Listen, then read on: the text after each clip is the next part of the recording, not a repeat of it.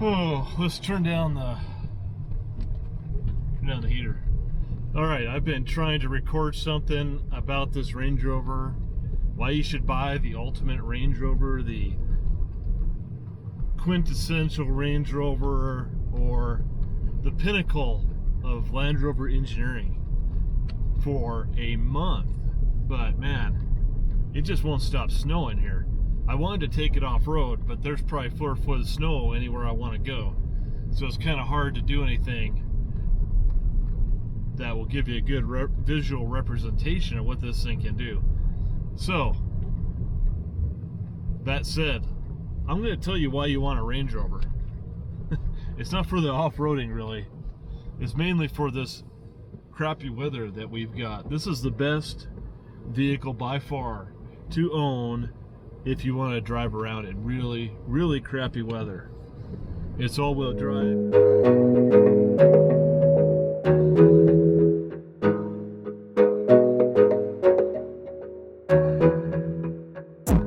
You gotta focus on yourself, on your It has the best traction control system out there, bar none. I've never driven anything that does this well.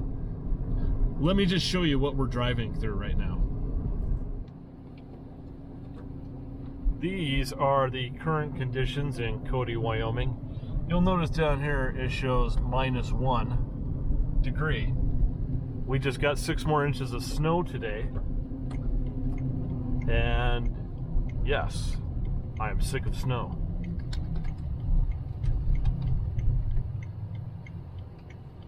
Let's just take a look at this. So, here comes some traffic.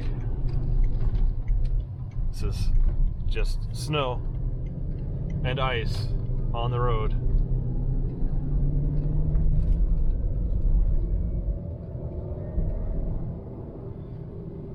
So easy it is to get up to 50 in this crap. And there's ice underneath this. If I slam on the brakes, we can probably hear the ABS system go into effect. Let's see what happens. Yep, there we go. Anyway, let's go take this for a little drive. That's why this thing is the best vehicle to own. For $3,000, you can't compete with this. I was just driving by a dealership today. They had a front-wheel drive 2023 Camry for $32,000. 10 times more than I paid for this thing. That's insane. Why would you buy a Camry when you could buy this?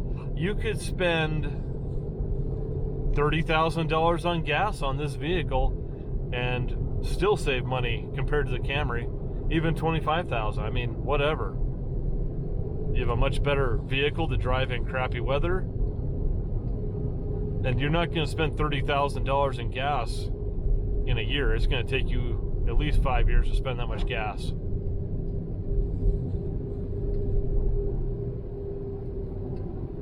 This is the reason we have this vehicle here. I have the Jeep, and it drives fine in this weather. But the Range Rover, with its heated seats, its climate control, its windshield that defrosts, you just can't beat how this thing does. And the traction, I mean, I could pass this guy right now, but I don't want to piss him off. It's just a good vehicle. This is the best bad weather vehicle I have ever owned. It just doesn't care. It doesn't slide, it doesn't slip. You can drive it through a foot or two of snow and it doesn't care. It just keeps driving. You don't even need to turn on the terrain response to drive through this crappy weather. It just doesn't care. All these 1 ton and 3/4 ton trucks and half-ton trucks, they slide everywhere. I know, I own one. This thing doesn't slide anywhere. Even on the crappy tires I have on it right now. It just doesn't care. Over the last 2 months I've owned this vehicle. All I've had to do to it is change the oil. The battery was put in brand new when I bought it. I have fixed the rear passenger door. The latch for some reason was not working on the inside. took about 5 minutes of my life to fix that. I had another broken latch in the cargo area for like a cover. Took me a couple minutes to fix that. And what else have I fixed? Nothing. I added CarPlay to this right there. And I have also added a 2-inch lift kit to it. I used Johnson rods to put the lift kit on, and that's it. I started off with 129,000 miles 2 months ago. I'm now at 136,000 miles, almost 137 miles in 2 months. That's almost 8,000 miles in 2 months on this vehicle. That's how much driving I've done. So I would say this is probably one of the most reliable, best engineered Land Rovers you can buy for the money. I would not touch anything newer than a 07 to 09 Range Rover full-size supercharged. They have the best engines, the best transmissions, the best air suspension. They're plush, they're comfortable, they handle well. There's just nothing else I would want to drive. So get yourself one and be happy, and don't buy yourself a Camry. They're junk. They are not worth the money.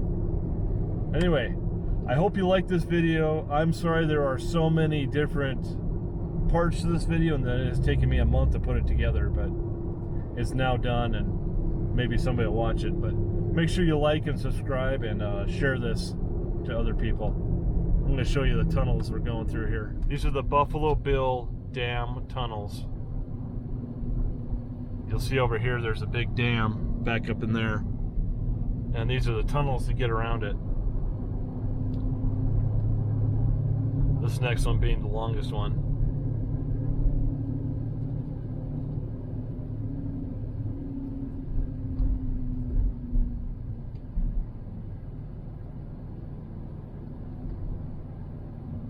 I'd like to pass this guy. He's going really slow.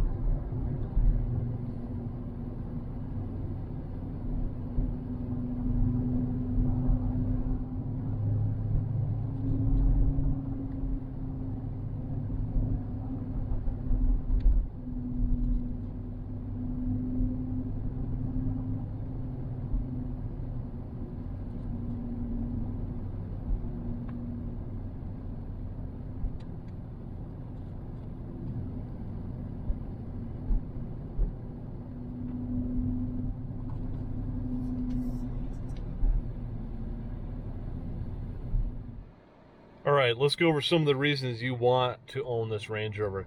Let's take a look at the interior first.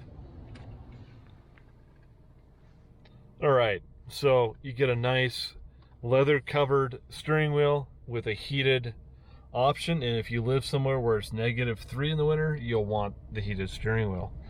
We have automatic headlights, and the cool thing about these automatic headlights compared to like the Sport, on the Sport you have to pull this knob out and turn off your auto headlights to turn on your fog lights. On the on this version with this light switch, you can just turn it to auto, and when your headlights are on, you can hit the fog light button and they turn on, and the rear fog light. And when you turn it off, those will turn off with it still being in automatic mode. You got power windows, locks, you've got your button here to go into access mode for your air suspension. Here we have our infotainment system. We've got our setup. We have our trip computer. Don't look at the gas mileage. You don't want to know, because it's been snowing and I haven't been able to go anywhere very quickly. So I usually get about 13, 14 miles per gallon. You have your 4x4 info here. In this section, we've got our terrain response menu, which is what this dial down here is for. So in terrain response, you can see that we have grass, gravel, and snow. We have mud and ruts. We have sand. And we have rock crawl. Now on this particular Range Rover, let's go back out here. See if I can get back out there.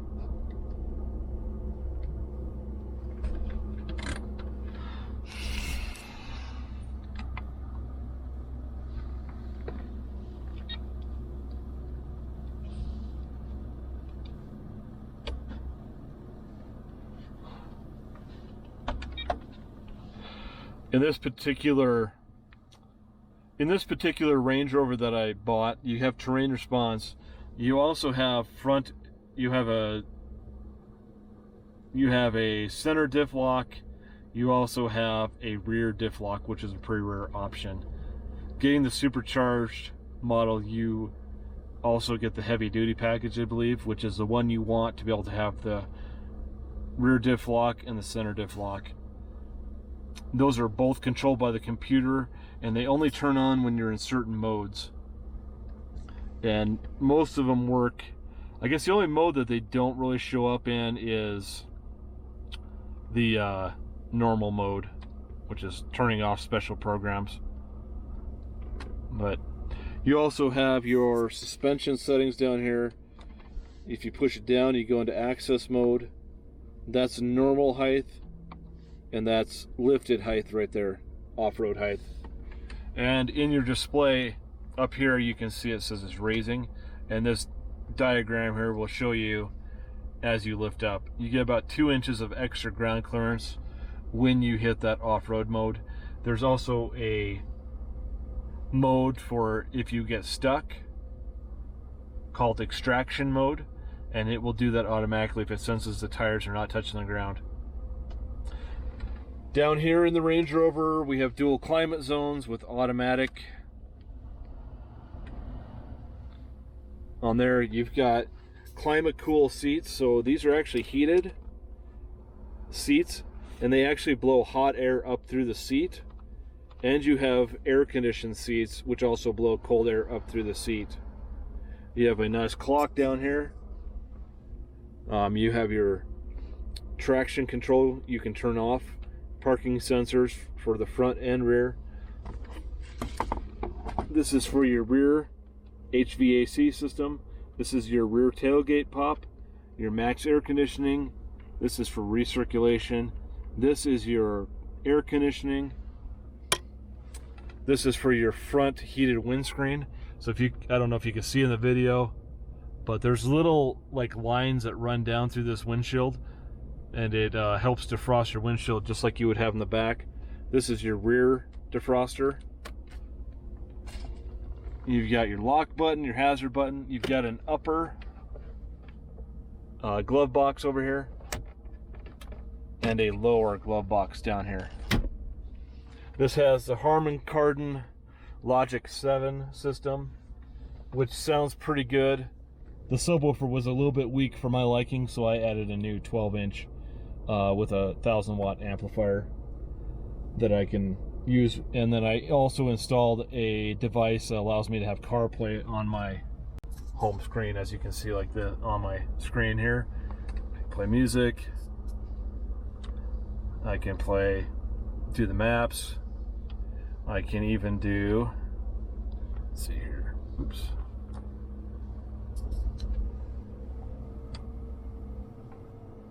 Let's see, I forget how to make it go over. I think, well, anyway, you're supposed to tap somewhere to get the rest of your apps on there. I don't remember how to do it. I don't really use them that much. All right, so let's take a look around the supercharged full-size Range Rover. These have a special grille that's only for the supercharged.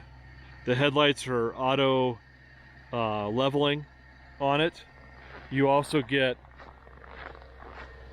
Brembo brakes, which are 4-piston. It really slowed this thing down very well because it's a heavy 6,000-pound vehicle. On the supercharged, you also get special incandescent looking taillights on them, and on the roof you get that shark fin. There's a rear view backup camera right here, which is not really working much, and you get the black Land Rover badge back here, of course your headlight, your taillight, and then you get your supercharged logo on the back. All the supercharged ones come with the big Brembo brakes. That's one way to tell that you've got it if the badge is missing. Or you can just open up the hood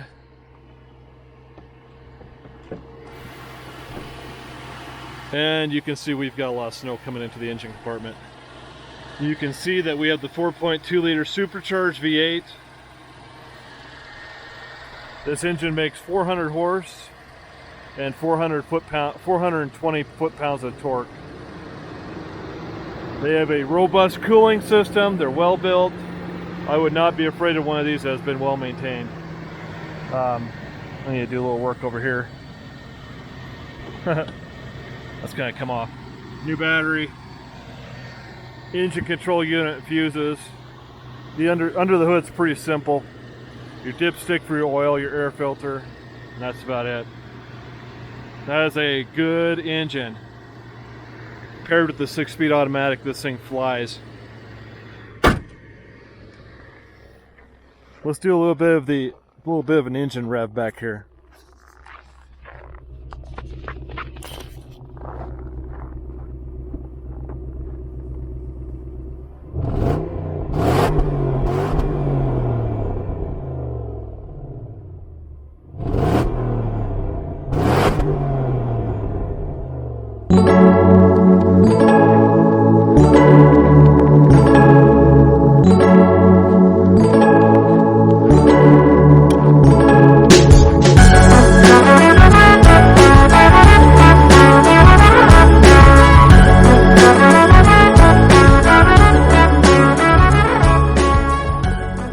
Anyway, hey, let me know what you think of these Range Rovers if you've owned one in the comments down below.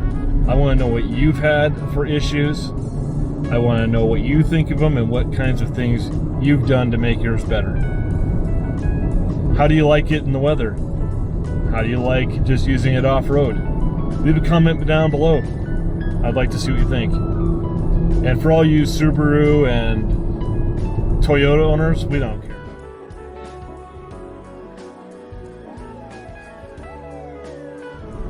I simply do not care about those vehicles.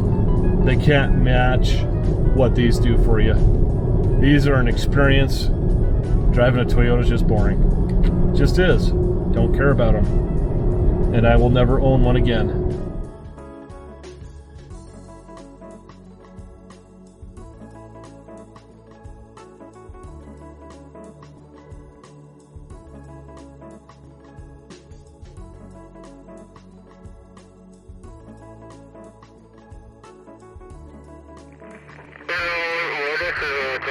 What if you